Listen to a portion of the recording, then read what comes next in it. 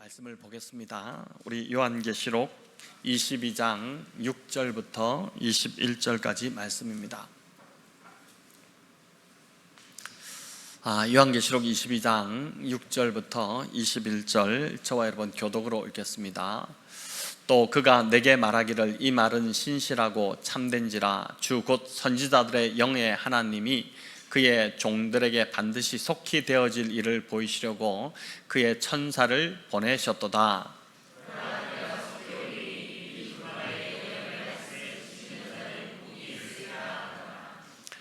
이것들을 보고 들은 자는 나 요한이니 내가 듣고 볼 때에 이 일을 내게 보이던 천사의 발 앞에 경배하려고 엎드렸더니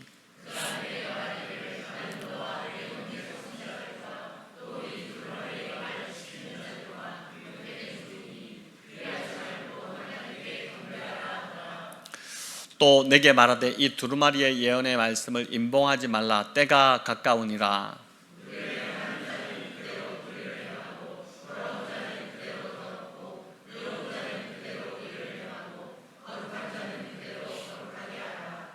보라, 내가 속히 오리니 내가 줄 상이 내게 있어 각 사람에게 그가 행한 대로 갚아 주리라.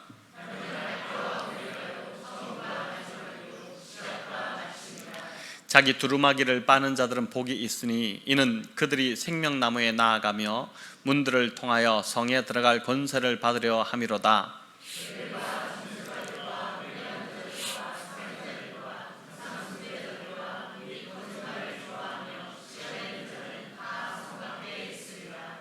나 예수는 교회들을 위하여 내 사자를 보내어 이것들을 너희에게 증언하게 하였노라. 나는 다윗의 뿌리요 자손이니 곧 광명한 새벽별이라 하시더라.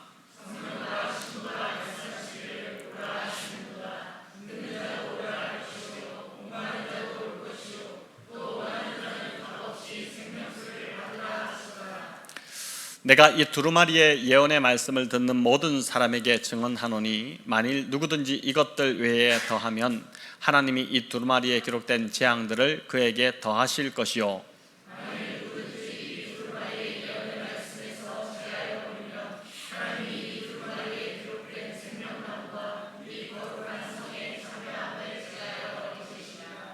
이것들을 증언하신 이가 이르시되 내가 진실로 속히 오리라 하시거늘 아멘. 주 예수여 오시옵소서. 주 예수의 은혜가 모든 자들에게 있을지어다. 아멘. 네, 오늘 이제 요한계시록 마지막 22장을 우리가 살펴보고자 합니다. 여러분 7월 한 달 정도 8월 조금까지 이어지지만 요한계시록이 어떠셨는지 모르겠습니다. 저도 여러 차례 요한계시록을 우리가 몇 년 전인가도 요한계시록으로 하나님 나라 큐티로 이제 큐티를 하기도 했지만 이번이 저의 경우는 더 좀 요한계시록을 구체적으로 볼 수 있는 시간이었고 또 그래서 더 이해도 쉬워졌고 또 막연했던 말씀이 좀 구체적으로 요한계시록이 이런 구조를 가지고 있구나 이런 것들을 좀 더 이해할 수 있는 그래서 또 그 장장마다 하나님 주시는 은혜가 있었던 그런 시간이어서 참 감사했다는 생각이 듭니다. 자, 오늘 이제 22장인데 여러분 이 요한계시록 22장은 요한계시록 전체를 마무리하는 장이기도 하고 또 신약과 구약, 신구약 성경의 그 핵심 메시지를 담고 있는 장이기도 합니다. 여러분 그 핵심 메시지가 무엇일까요? 그럼 바로 예수님이 속히 오신다는 것입니다. 요한계시록 22장 안에 담겨있는 이 내용은 신약과 구약 66권 전체의 그 핵심 메시지를 담고 있는데 그건 뭐냐면은 예수님이 속히 오신다는 것입니다. 22장에서 예수님이 속히 오신다는 표현이 무려 이제 3번이나 반복됩니다. 보여주시면 7절에 보라 내가 속히 오리니, 또 12절에 보라 내가 속히 오리니, 그리고 마지막 20절에 내가 진실로 속히 오리라 이렇게 말씀합니다. 여러분 진실로라는 것은 확실히 반드시 속히 오겠다는 것입니다. 자, 그런데 예수님이 속히 오신다고 하셨는데 왜 오시지 않을까요? 요한이 반모셈에서 이 환상을 본 때가 AD 한 95년경으로 이렇게 보는데 거의 2000년이 지난 시간이지 않습니까? 어떻게 된 걸까? 왜 주님이 오시지 않는 걸까? 그래서 이 속히는 속히 오신다고 할 때 이 속히는 인간 기준의 시간이라기보다는 하나님의 구속사적인 시간으로 이해할 필요가 있습니다. 우리가 느끼는 시간과 주님이 느끼는 시간이 다른 것입니다. 우리 베드로후서 3장을 읽으면 좀 더 이해가 쉬워지는데 우리 같이 한번 읽어보겠습니다. 사랑하는 자들아, 주께는 하루가 천년 같고 천년이 하루 같다는 이 한 가지를 잊지 말라. 주의 약속은 어떤 이들이 더디다고 생각하는 것 같이 더딘 것이 아니라 오직 주께서는 너희를 대하여 오래 참으사 아무도 멸망하지 아니하고 다 회개하기에 이르기를 원하시느니라. 그러나 주의 날이 도둑같이 오리니. 아멘. 여러분, 하루가 천년 같고 그건 주님께 우리 지금 2000년 지났는데 한 이틀 지난 것밖에 안 된다는 것이지 않습니까? 이 주님의 시간과 우리의 시간이 참 다른데, 주님이 속히 오셨다가는 멸망당할 자들이 많으니까 그들이 다 회개하고 구원에 이르기까지 우리 주님이 오래 참고 계시다는 것입니다. 여러분, 정말 만약에 지금 이 시간 우리가 예배드리고 있는 이 시간 주님이 재림이 일어난다면, 그 재림이 일어난다면 우리 중에 주님을 반겨맞을 자가 막 신나서 일어나서 춤추며 주님이 오시는구나 이렇게 하면서 반겨맞을 자가 과연 얼마나 될까요? 오히려 두려워서 떠는 자들이 더 많지 않겠습니까? 주님 맞을 준비가 안 돼서 지금 오시면 안 되는데 어떡하지? 이러면서 막 당황하는 자들이 더 있지 않을까요? 또 어떤 분들은 다음 주에 해외여행이 계획되어 있는데 주님, 여행은 갔다 오고 나서 오시면 좋겠습니다. 한 주만 좀 연기해 주시면 좋겠습니다. 이런 분들도 있을 거고, 결혼은 하고 그래도 내가 주님을 봐야 되지 않겠느냐 이런 생각을 하는 분들도 있을지 모르겠습니다. 여러분, 이 모두가 주님을 맞을 준비가 되어 있지 않다는 것입니다. 속히 오신다는 주님이 더디 오시는 이유는 이 베드로후서의 이 말씀처럼 아무도 멸망하지 않고 다 회개에 이르도록, 그래서 구원받도록 하기 위함이라는 것이죠. 자, 여러분, 그래서 회개할 기회가 영원히 주어지지 않는다는 것입니다. 주님이 오시고 그 전에 회개할 기회가 있을 때 빨리 회개하고 돌이켜야 한다. 그게 복이라는 것이죠. 자, 이렇게 기독교 2000년 역사에서 주님의 재림이 더디어지자 종말을 대하는 두 가지 잘못된 태도가 생겨났습니다. 첫 번째가 뭐냐면은 예수님의 재림을 비정상적으로 갈망하는 그 시한부 종말론입니다. 여러분, 이 시한부라는 말이 이제 기간이 정해져 있다는 거잖아요. 예수님의 재림은 정해져 있죠. 기간이 정해졌지만 그러나 그 날과 시는 정확하지 않는데, 이 시한부 종말론자들의 문제는 그 날과 시까지 정확하게 정한다는 것입니다. 대표적인 이 시한부 종말론자가 바로 이장림 씨가 교주로 있었던 다미선교회라는 단체였죠. 1992년 10월 28일 정확하게 날짜를 찍었지 않습니까? 이때 주님이 오신다. 그렇게 해서 주님은 재림하시고 우리는 휴거될 것이다. 그래서 직장 그만두고 또 가정도 내팽개치고 학교도 막 그냥 안 나가고 이렇게 다 흰 옷을 입고 모여서 그게 전국에 생방송되고 했던 적이 있었습니다. 결국은 불발로 끝이 났죠. 대한민국 사회를 발칵 뒤집어 놓고 이 참 사이비가 얼마나 무서운지를 보여주고 또 국가적 망신까지 시켰던, 기독교를 완전히 추락시켰던 그러한 이제 어떤 해프닝이었습니다. 여러분, 지금도 시한부 이 종말론자들은 꾸준히 잘못된 이 종말론을 가지고 성도들을 현혹하고 있습니다. 하지만 마가복음 13장에서 주님은 분명히 그 날과 때는 아무도 모른다. 그 날과 때는 아무도 모르고, 천사들도 모르고 그 아들도, 그 아들이 누구면 예수님이죠. 예수 그리스도도 모르시고 오직 하늘에 계신 하나님 아버지만 아신다. 그렇겠죠. 그러니까 이제 이 시한부 종말론자들은 예수님도 모르는 사실을, 그 때와 시를 자기들이 안다고 그렇게 주장하는 것이니 이거는 완전히 그냥 예수님보다 더 월권을 하는 얼토당토않는 그런 일이지 않습니까? 한마디로 이 사회에 참 해악을 끼치는 그런 잘못된 단체라고 할 수 있습니다. 말씀을 모르니까 정확한 말씀, 마가복음에 있는 말씀, 또 사도행전에 있는 말씀만 알아도, 그 때와 기한은 아버지께 달려있다는 그 말씀만 알아도 이렇게 함부로 주장하지 않을 텐데, 모르니까 이제 이렇게 사람들을 현혹하는 것입니다. 자, 종말을 대하는 또 하나의 극단적 태도가 있습니다. 그건 뭐냐면 예수님의 재림을 전혀 기다리지 않고 살아가는 잠든 신자들입니다. 시한부 종말론자들만 문제가 아니라 이 부류의 사람들도 매우 답답하고 문제가 있는 사람들입니다. 아마 많은 사람들이 교회를 다니고 있지만 많은 사람들이 이 부류에 해당되지 않을까라는 생각을 해봅니다. 재림이라는 교리를 알고는 있지만 사실상은 보니까 재림 불신론자처럼 그렇게 살아갑니다. 재림은 알고 믿지만 나하고는 상관이 없는 일인 것처럼 그렇게 살아갑니다. 이런 사람들은 재림 이야기를 꺼내면은 듣기 싫어하죠. 왜 그런 듣기 싫은 소리를 하느냐. 그리고 이제 광신자 취급하고 막 그렇게 합니다. 많은 분들이 아마 이런 태도, 재림에 대해서 재림을 별로 달갑지 않게 여기면서 살아가고 있지 않을까라는 생각이 듭니다. 그저 하루하루 살기 바쁘다는 것이고 또 그렇게 살아가는 것조차 그것만으로도 버겁다 이렇게 하는 것입니다.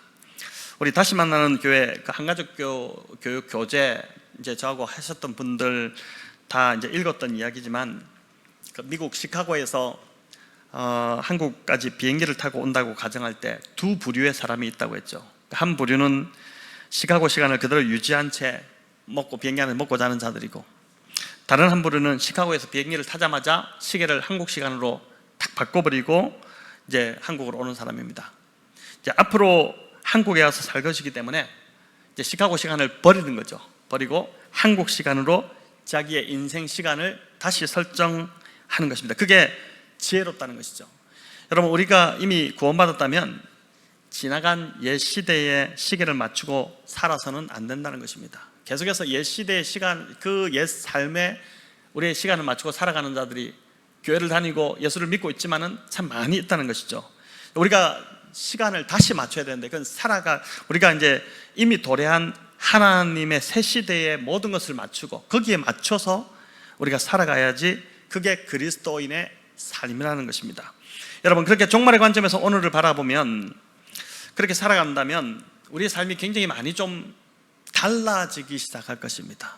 전혀 종말이 오지 않을 것처럼, 이 땅이 전부인 것처럼 살아가는 사람과 예수님이 재림하신다는 것을 알고 그렇게 그걸 준비하며 살아가는 자의 삶, 시간이 완전 다른 시간이잖아요. 이렇게 미래를 준비하며 시계를 거기에 맞춰놓고 살아가는 사람의 삶은 완전히 다를 건데, 지금 집착하고 아웅다웅하고 힘들어하고 또 내가 가지지 못해서 아쉬워하고 또 억울해하고 이런 일들이 사실은 종말의 시간으로 우리가 시간을 맞추고 거기를 관점으로 여기를 바라보며 살아간다면은 아무것도 아니고 그냥 넘어갈 수 있는, 그게 크게 문제가 되지 않는, 그렇게 우리가 이제 마음이 편해질 수 있다는 것입니다. 자, 그렇다면 바른 종말의 관점으로 살아간다는 것, 어떤 삶을 말하는 것일까? 어떻게 세상에 속해 있으면서도 세상에 속하지 않은 자처럼 그렇게 우리가 이 땅을, 이 마지막 시대를 살아갈 수 있을까? 오늘 본문을 통해서 몇 가지를 좀 살펴보고자 하는데, 첫 번째가 말씀에 순종하는 삶입니다. 우리 7절을 같이 한번 읽어보도록 하겠습니다.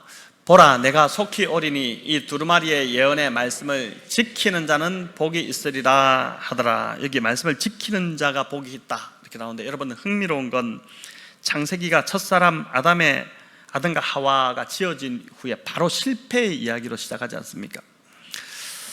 그 실패했던 이유가 무엇이냐? 하나님의 말씀을 지키지 않았던 것, 순종하지 않았던 것 때문에 실패한 것이죠.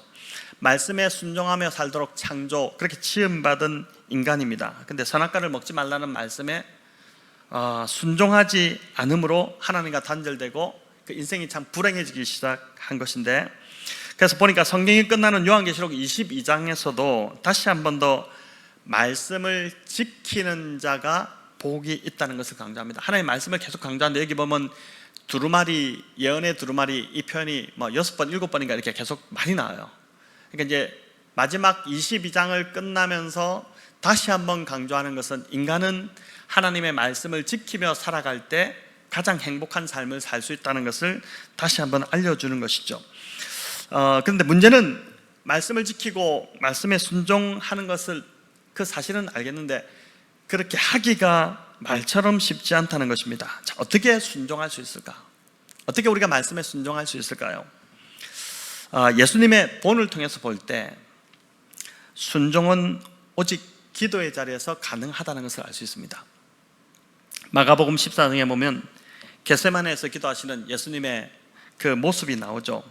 주님이 기도하시면서 아버지여 이 잔을 내게서 옮기시옵소서, 그렇게 기도하지 않습니까? 이 잔을 옮겨달라는 기도를 계속합니다. 인간이 당할 수 있는 가장 참혹한 그 십자가 처형을 앞두고 주님의 자신의 감정을 매우 솔직하게 드러내신 것인데, 여러분, 그래서 기도는 마음 안에 있는 것을 있는 그대로 토해내는 것이 기도입니다. 있는 그대로 감추고 포장하는 것이 아니라 정말 시편 기자처럼 자신의 민낯을 있는 그대로 막 다 속 깊은 감정을 다 토해낼 때 하나님이 그걸 받으시죠. 여러분, 그렇게 해야지 기도가 됩니다. 고상하게 앉아서 기도하면 그 기도가 들어가지가 않아요. 이렇게 우리의 속, 정말 지금 현실의 문제, 내 안에 상한 마음, 이거를 그냥 무시한 채 고상하게 하나님 앞에 나아가는 것이 아니라 이걸 그냥 있는 그대로 딱 쏟아부으면서 하나님 앞에 막 나의 마음을 토해 놓을 때, 그때부터 진짜 기도가 시작되는 것이죠. 기도가 시작되는 것이죠. 깊어지는 것이죠. 예수님이 그렇게 기도하셨습니다. 겟세마네에서 이 잔을 옮겨달라고 3번이나 솔직하게 기도하셨죠. 그것도 히브리서에 보면 심한 통곡과 눈물로 기도하셨다. 소리를 크게 지르면서 눈물로 그 상한 이 앞에 닥쳐있는 십자가를 감당할 수 없다는 마음으로 기도하셨습니다. 이런 간절한 기도를 통해서 주님의 기도가 바뀝니다. 이제 이 잔을 내게서 옮기시옵소서 해서 나의 원대로 마옵시고 아버지의 원대로 하옵소서, 이렇게 기도가 바뀌는 것이죠. 여러분, 주님은 겟세마네 기도를 통해 자신의 뜻을 내려놓고 하나님 아버지의 뜻, 그 말씀에 순종할 수 있는, 말씀을 지킬 수 있는 자리로 나아간 것입니다. 그래서 기도는 절대 나의 원함을 관찰하는 자리가 아닙니다. 나의 목적을 이루는 도구도 아닙니다. 물론 하나님은 우리의 기도를 들어주시기를 매우 기뻐하십니다. 자녀가 아빠한테 뭘 요구할 때 그걸 사실 다 기뻐하잖아요. 들어주고 싶잖아요. 그런 것처럼 하나님도 그러시지만은, 하지만 하나님을 알라딘 램프의 요정 같은 존재로 여겨서는 안 된다는 것입니다. 어떨 때 아이들이 뭘 이렇게 요구할 때 들어주다가도 자꾸 이제 들어주다 보면은 얘가 지금 아빠를 원하는 건지 아니면 자기가 원하는 것을 들어주기를 원하는 것인지 그런 섭섭함이 있지 않습니까? 마찬가지라는 것이죠. 그래서 이제 우리의 기도가 왜 종종 막힐까? 우리가 이렇게 간절히 기도하는데 왜 하나님이 응답을 해주시지 않을까? 근데 그걸 반대로 좀 생각해 보면, 만약 내가 구하는 대로 기도가 다 이루어지고 응답된다면 어떤 일이 벌어질까요? 우리는 기분 좋겠지만은 하나님과 나의 자리가 바뀌지 않겠습니까? 그러니까 내가 하나님이 되고 하나님은 나의 종이 되고 마는 엉뚱한 일이 벌어질 수 있다는 것이죠. 그래서 기도는 내가 원하는 바를 관철하는 자리가 아닙니다. 기도는 이제 기도의 자리에서 하나님의 뜻을 보여주기를 구하고 그 뜻이 내 삶에서 이루어지기를 구하는 자리, 그 기도가 이제 그 자리가 바로 기도의 자리인 것이죠. 우리 주님이 이 땅에서 기도하실 때도 그랬습니다. 밤마다 또 새벽에 아침 일찍 일어나서 우리 주님이 기도하셨는데 그 기도가 다 이제 이걸 주십시오가 아니라 주님의 뜻을 묻고 듣고 그 뜻이 내 삶에서 이루어지도록 기도하는 삶, 그게 주님이 이 땅에서 이제 기도하셨던 기도의 삶이셨는데, 그렇기 때문에 주님은 자신의 뜻을 내려놓고 하나님 말씀에 순종하실 수 있었던 것이죠. 저와 여러분 역시 기도의 자리로 더 좀 많이 자주 나와야 될 이유는 우리가 기도해야지만이 말씀에 순종할 힘을 얻을 수 있기 때문입니다. 특별히 여러분 쉽지 않지만 그 말씀을 읽고 묵상하는 시간과 자리를 계속 좀 확보하려고 저도 그렇고 우리 성도님들도 더 좀 애쓰면 좋겠습니다. 그냥 쉽게 넘어갈 수 있고 하루를 그냥 지나갈 수 있는데 그렇게 하지 않고 좀 묵상하려고 하고 더 좀 기도하려고 하는 시간을 확보하려고 좀 애쓰시면 좋겠습니다. 여러분, 분주하면 집중하기 쉽지 않습니다. 약속이 많으면 그냥 그날은 말씀을 건너뛰고 넘어가기가 쉽습니다. 그래서 어떤 분은 보니까 이제 제가 아는 어떤 사람은 관계도 가급적이면 최소한의 관계만 딱 유지하려고 합니다. 뭐 부탁받으면 뭐 이렇게 좀 할 수도 있는데 자기가 할 수 있을 만큼만 하고, 그렇게 하는 이유는 나머지는 어쨌든 간에 주님께 좀 집중하고자 하는 그 마음을 이제 주님이 좀 기쁘게 받으시지 않겠습니까? 여러분, 말씀을 지키는 삶, 말씀을 지키기 위해 이렇게 노력하는 삶이 바로 종말론적 시간을 살아가는 저와 여러분의 태도라는 것입니다. 자, 두 번째는 이제 하나님께만 경배하는 삶입니다. 우리 8절과 9절을 같이 한번 읽어보겠습니다. 이것들을 보고 들은 자는 이를 내게 보이던 천사의 발 앞에 경배하려고 엎드렸더니 그가 내게 말하기를 나는 너와 내 형제 선지자들과 또 이 두루마리의 말을 지키는 자들과 함께 된 종이니 그리하지 말고 하나님께 경배하라 하더라. 아멘. 여기 보니까 사도 요한이 하나님의 말씀을 전달하는 천사에게 압도되어서 그 천사의 발 앞에 경배하려고 하자 천사가 그리하지 말라고 막 합니다. 헬라 원문을 보니까 보라 그리하지 말라가 이 문장이 제일 앞에 나와요. 그러니까 천사가 깜짝 놀라서 막 이제 절하려고 하니까 적극 만류하는 것입니다. 여러분, 히브리서 1장과 골로새서 2장에 보면 천사가 어떤 존재인지 나오는데, 천사는 우리의 경배를 받아야 될 대상이 아니고, 이제 가톨릭이나 잘못된 곳에서는 천사 숭배를 하죠. 근데 그렇게 될 대상이 아니라 천사는 하나님과 인간을 섬기기 위해서 지어진 존재가 천사입니다. 여러분, 경배를 받으실 분은 이제 하나님 한 분이신데, 성경에 하나님이 받으실 경배를 가로채서 자기가 받으려고 했던 원조가 있습니다. 누구일까요? 사단이죠, 사단. 하나님이 받으실 영광을 가로쳐 자기가 받으려고 하면서 그 순간부터 사탄은 타락하기 시작했습니다. 여러분, 저와 여러분도 마찬가지입니다. 내가 잘나서 잘한 것처럼, 또 내가 대단해서 좋은 결과를 낸 것처럼 우리는 생각을 자주 합니다. 자기 이제 도취에 빠지는 것이죠. 근데 이제 그렇게 하기 시작하면서부터, 그때부터 바로 인생의 타락이 시작된다는 것입니다. 그래서 역설적이지만 늘 좀 못하는 것이, 또 내가 해놓고 나서 좀 아쉬워하고 부족한 것이, 그게 은혜일 수 있다는 것입니다. 우리 지난 금요 기도회 때 저도 이제 방송으로 이렇게 우리 권영만 목사님 설교하신 걸 들었는데, 올라오자마자 시계를 이렇게 보시다가 심박수를 보더니 제 심박수가 지금 뭐 160인가 뭐 됩니다. 이렇게 하면서 이제 여전히 앞에서 설교하는 것은 부담이 되고 또 떨립니다, 뭐 이런 얘기를 했는데, 여러분, 그렇게 좀 부족하고 떨리는 마음, 여러분, 그 마음이 우리를 은혜의 자리로, 은혜의 삶으로 우리를 이끌어가는 것이죠.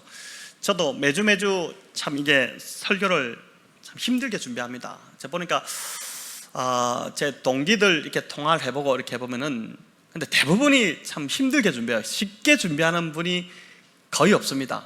거의 없습니다. 이번 주는 보니까 휴가를 다녀와서 또 설교를 준비하다 보니까 더 후유증 때문에 그런지 더 좀 힘들었는데, 여러 번 말씀드렸지만 한 번도 쉽게 설교를 끝낸 적이 없습니다.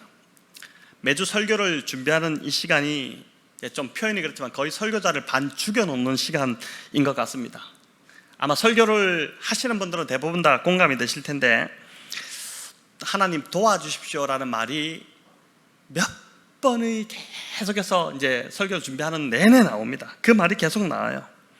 여러분, 그런데 이렇게 힘들게 한 주 한 주 말씀을 준비해서 이제 선포를 하고 하는 것인데, 근데 시간이 지날수록 보니까 어제도 참 힘들게 준비하고 집에 가면서 드는 생각이, 이게 은혜다, 이게 은혜구나, 이 생각을 하는 것입니다. 여러분, 그래야지만이 내가 했다는 말이 안 나오고, 내가 참 잘하는구나 하는 소리가 안 나오고, 오직 모든 것을 주님이 다 주셨구나, 오늘도 이 말씀도 모든 것을 하나님이 다 주셨고 하나님이 다 하셨다는 고백이 나오는 것입니다.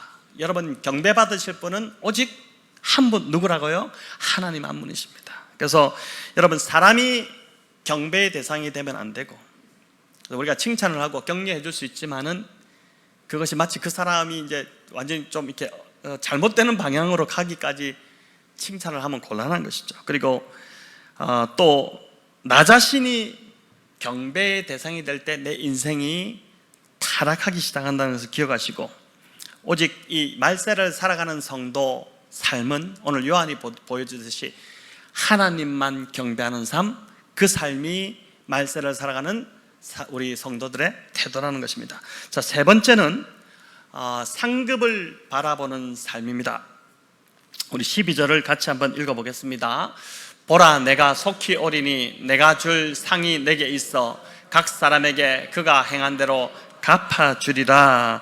아멘. 여기 보니까 이제 상급을 하나님 주신다. 참 이 얼마나 위로가 되는 말인지 모르는데, 여러분 신앙생활에서 우리가 오해하는 것이 있습니다. 우리가 구원을 공짜로 받았잖아요. 자격 없는 자들인데, 다 자격 없는 자들인데 우리를 사랑하신 그분의 사랑을 해서 우리가 공짜로 구원을 받았기 때문에 신앙생활도 아무런 행위에 노력 없이 하려고 하는 경향이 있다는 것입니다. 단단히 오해하고 있는 것이죠. 여러분 값없이 우리가 거저 구원을 받았다면 오히려 너무 감사하게 생각해서 더 열심히 하나님 앞에 잘 해야 되지 않겠습니까? 그래서 라오디게아 교회에 보낸 편지에 보면은 뭐라고 책망을 하냐면, 우리가 앞으로 이제 라오디게아 교회 금요 기도회 때 마지막 정도에 뭐 살펴보겠죠. 뭐라고 책망하냐면은 열심을 내라, 이렇게 책망합니다. 우리 같이 한번 읽어보겠습니다. 무릇 내가 사랑하는 자를 책망하여 징계하노니 그러므로 내가 열심을 내라, 회개하라. 여러분 재밌지 않습니까? 라오디게아 교회가 열심을 내지 않아서 책망받았다는 거예요.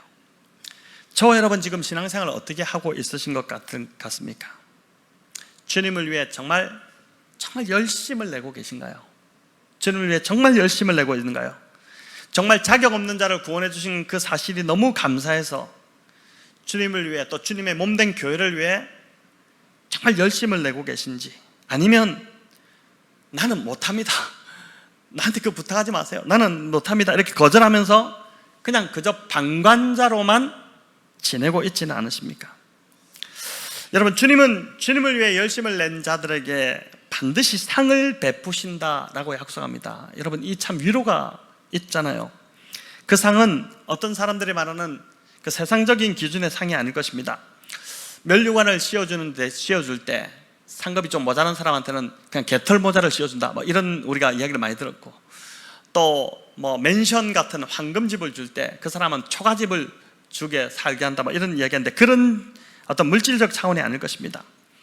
남 모르게 주를 위해 그 눈물을 흘리며 기도하고, 또 오른손이 하는 것을 왼손이 모르게 했던 그 섬김과 봉사를 주님이 기억하시고 말로 다 할 수 없는 그런 위로와 칭찬과 영광과 복락을 부어주신다는 것입니다. 여러분 이번 여름 수련회만 하더라도, 또 뭐 청소년 여름 캠프, 그리고 어제 성령학교, 또 초등부 여름 성령학교, 뭐 이런 것들을 보더라도 여러분 정말 말 없이 몸으로 섬기신 우리 성도님들, 또 우리 교회학교 선생님들 때문에 우리 아이들이 이번 여름도 참 은혜를 많이 받고 또 그 은혜를 가지고 이 여름을 지나고 있는 것 같습니다.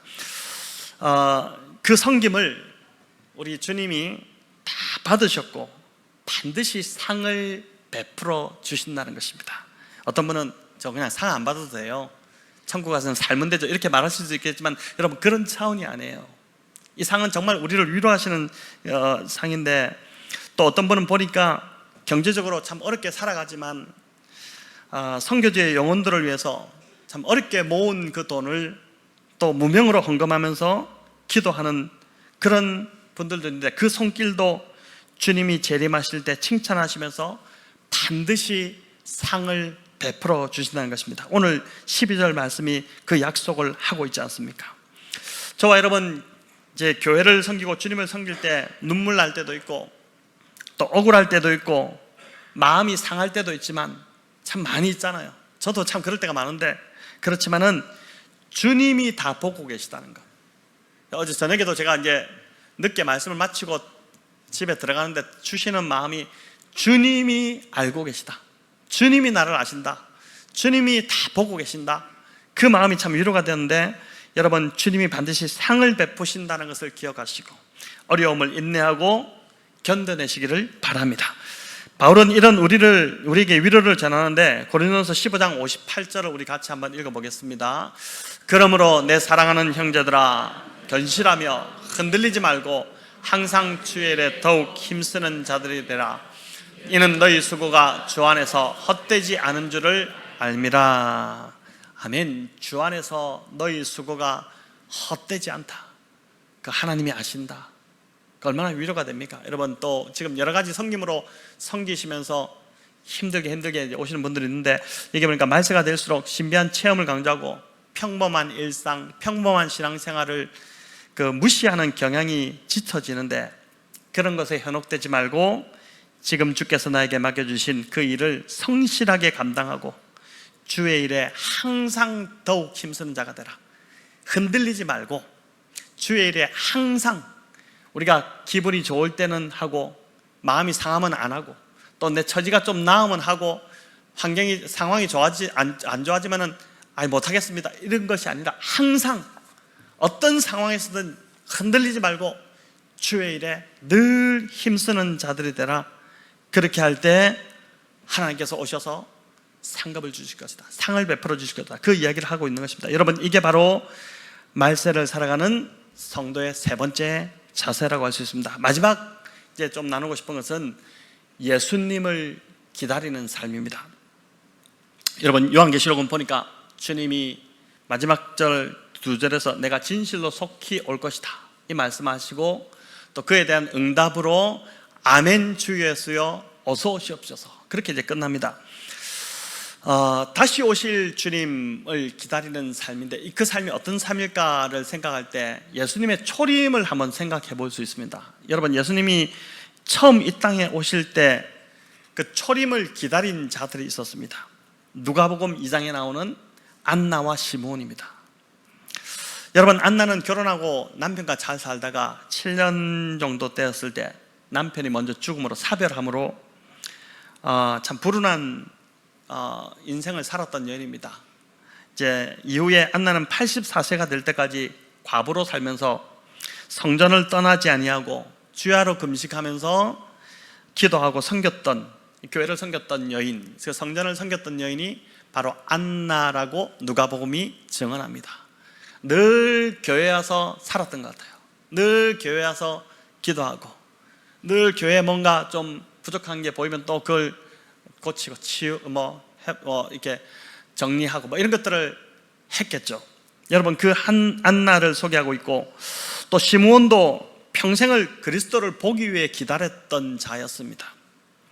혹여나 오늘 오실까? 오늘 저녁 잘 때쯤 돼도 안 오시면, 그럼 내일은 오시겠지, 내일 오실 거야.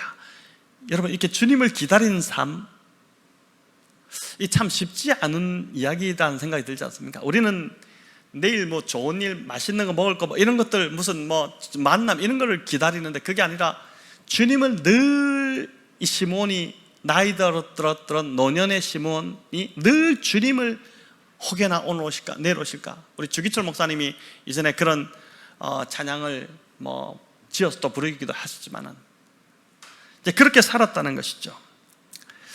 여러분, 세상이 볼 때 이 두 사람은 참 볼품없고 어떻게 보면은 실패한 것 같은, 내세울 것 없는 보잘것 인생처럼 보이는 인생이었습니다.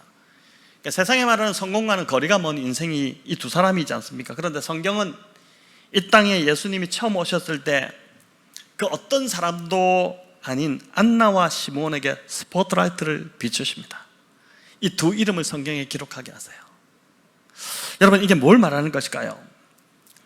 비록 이 두 사람의 삶이 세상이 알아주지 않는 절망적인 삶이었을지라도 오실 예수 그리스도를 바라보고 기다린 그 삶이 하나님 보시기에는 가장 성공한 인생이었다는 것입니다.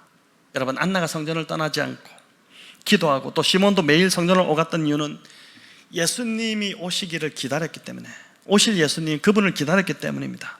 그 예수님이 보고 싶었기 때문에 그렇게 한 것입니다. 주님이 오늘 마지막 요한계시록을 끝내시면서, 이 성경의 마지막을 끝내시면서 내가 속히 올 것이다 말씀하고 계시잖아요. 주님이 속히 오실 것입니다. 여러분, 그럴 때 주님이 오셔서 저와 여러분을 어떻게 평가하실지 두렵지 않습니까? 심히 두려운 것 같아요. 주님을 기다리는 것에는 주님을 기다리는 것에 우리의 관심이 있기보다는 세상에서 더 가지려고 하고, 더 갖추려고 하고, 더 누리려고 애쓰는 애쓰는 것이 삶의 목적이 있는 것이 아닐까? 그것에 우리의 삶의 목적이 있는 것이 아닐까? 지금 우리가 이렇게 몸부림치고 아웅다웅하고 막 머리를 쓰고 막 하는 것들이 주님을 정말 간절히 기다리는 것이 아니라 더 좀 가지려고 하고, 더 누리려고 하고, 더 갖추려고 하고, 더 뭔가 좀 완성하려고 하고 하는 것에 우리의 관심이 있지 않을까? 그래서 다시 오실 예수님 재림하신다고 하는데 그건 전혀 상관없이 잠자고 있는 신자가 곧 내 모습이 아닐까? 너무 예수님을 기다리는 삶, 이 안나와 시몬의 상과는 너무 거리가 멀어져 있는 것이 나의 모습이 아닐까? 여러분, 우리가 한번 오늘 이 말씀 앞에서 마지막 이 요한계시록을 끝나면서 우리는 주님을 고대하는 삶을 살고 있는지를 한번 돌아보면 좋겠습니다. 필리니안 씨의 책에 이제 수도원을 방문한 한 여행객이 수도승과 나누는 그 대화 내용이 나오는데, 이 대화가 참 웃깁니다. 여행객을 이제 머물 방으로 안내한 후에 수도승이 이렇게 말을 했습니다. 한번 보여주시겠습니까? 머무시는 동안에 무엇이든지 필요한 것이 있으면 말씀해 주십시오. 그것 없이 사는 법을 가르쳐 드리겠습니다. 너무 웃기지 않습니까? 필요한 것이 말씀하십시오. 그럼 내가 갖다 드리겠습니다. 이렇게 하는 것이 우리가 보통 상식인데, 필요한 것이 있으면 말씀해 주십시오. 그것 없이 사는 법을 가르쳐 준다는 것이 너무 엉뚱하고도 좀 신선한 이런 대화라는 생각이 들지 않습니까? 여러분, 우리는 그것 없이는 못 산다는 목록이 너무 많습니다. 그렇죠? 이것 없이는 우리 못 살아. 요즘 애들은 핸드폰 없이는 못 산다 그러죠. 핸드폰 없이. 또 어떤 분들은 차 없이, 좋은 차가 없이는 못 산다. 또 텔레비전 없이는 못 산다. 어떤 분은 많은 분들이 돈 없이는 못 산다. 또 이런 캐리어가 없이는, 경력, 학벌, 이런 스펙이 없이는 못 산다. 또 어떤 분은 난 과일이 없이는 못 산다. 이런 분도 있는 것 같아요. 난 과일은 꼭 먹어야 된다. 과일 없이는 못 산다. 여러분, 그런데 이런 것들이 없이도 안나와 시몬을 보니까 살 수 있다는 거예요. 마지막 날 주님이 오셔서 평가하실 때는 그거를 평가하시지 않는다는 것이죠.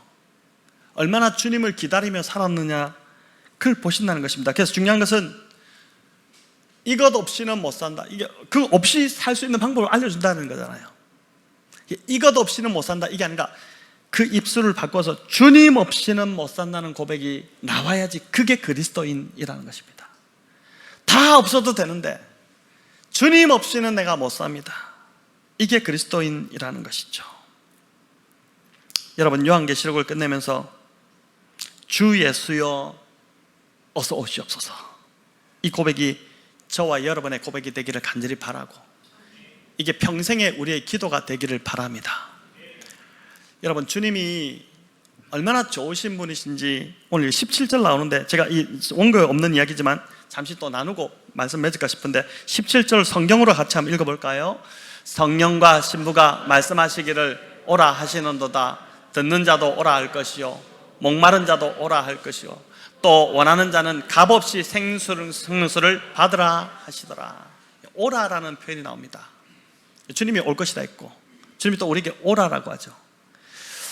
여러분, 누군가 나보고 오라고 한다면 그 얼마나 좀 마음이 열립니까?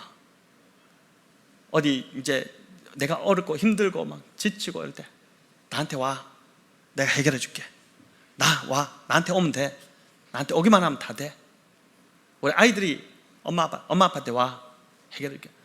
또 어디 여행을 갔다고 생각해 보십시오. 어디 해외로 여행을 갔는데 아무도 갈 데가 없어요. 얼마나 좀 이렇게 좋지 않습니까? 근데 갔는데 나한테 오세요. 우리 집 오세요. 우리 집 오면은 그냥 여기서 머물다 가세요. 괜찮습니다. 오세요, 오세요. 여러분, 이 말만 들어도 얼마나 위로가 되고 마음이 참 풀리고 그렇지 않습니까? 근데 주님이 지금 그 이야기를 하시는 거예요. 마지막 이때를 살아가는 우리에게 오라. 여기 성령과 신부가 교회거든요. 오라. 교회 공동체가 그런 공동체가 되어야 되겠죠. 우리 모두 누구든지 어려울 때 교회로 와서 함께 그 문제를 풀어가는, 그렇게 이제 주신다는 것인데, 여러분, 이 요한계시록을 끝내면서 이 주님을 붙드시고 오늘 마지막 이 네 가지, 오늘 제가 네 가지를 말씀드렸는데, 마지막 종말의 때를 살아가는 네 가지 삶, 하나님의 말씀을 지키는 삶, 하나님만 경배하는 삶, 또 상급을 바라보며 살아가는 삶. 우리가 열심히 섬길 때 나에게 베푸실 상급이 있다. 그 상급이 뭔지는 주님이 정확하게 말씀 안 하셨어요. 우리에게 서프라이즈로 보여주시는 것이죠. 나중에 정말 놀랄 정도로. 그리고 또 안나와 시몬처럼 예수님을 기다리는 삶을 살아가는 저와 여러분 되면 좋겠습니다. 저와 여러분만 그런 것이 아니라 우리 자녀들까지도 다 이렇게. 여러분, 그래서 오늘부터 기도를 하나를 한번 훈련하면 좋겠습니다. 아침에 일어날 때마다. 왜냐하면 이 기도가 있어야지 이게 우리의 삶이 될 것 같아요. 이것이 우리의 기도가 되면 이것이 우리의 삶이 될 것 같아요. 안나와 시몬이 계속해서 예수님을 기다렸던 것, 그것을 하나님이 가장 귀하게 여기셨는데, 저와 여러분 매일 아침 눈 뜰 때마다 아멘 주 예수여 오시옵소서. 우리 한번 따라 해볼까요? 아멘 주 예수여 오시옵소서. 그걸 좀 더 봐서 주 예수여 어서 오시옵소서. 어서 오시옵소서. 아침에 이 기도로 시작한다면은 이게 하루 종일, 또 저녁에도 자기 전에 주 예수여 오시옵소서. 이게 우리의 기도가 된다면 우리가 재림이 우리 안에서 준비되어지지 않겠습니까? 주님을 맞을 준비가 되지 않을까요? 이 기도를 하면 할수록 우리의 삶이 더 주님의 재림을 바라보는 삶이 되지 않을까요? 여러분, 이렇게 재림과 전혀 무관한 삶, 전혀 그냥 관계없이 잠자는 신앙, 엉뚱한 것 구하고 이것 없으면 못 산다 해서 그것만 추구하는 그런 삶이 아니라 예수 그리스도를 기다리시는 삶, 그 삶을 살아가시는 복된 주의 백성들 다 되시기를 우리 주님의 이름으로 축원합니다.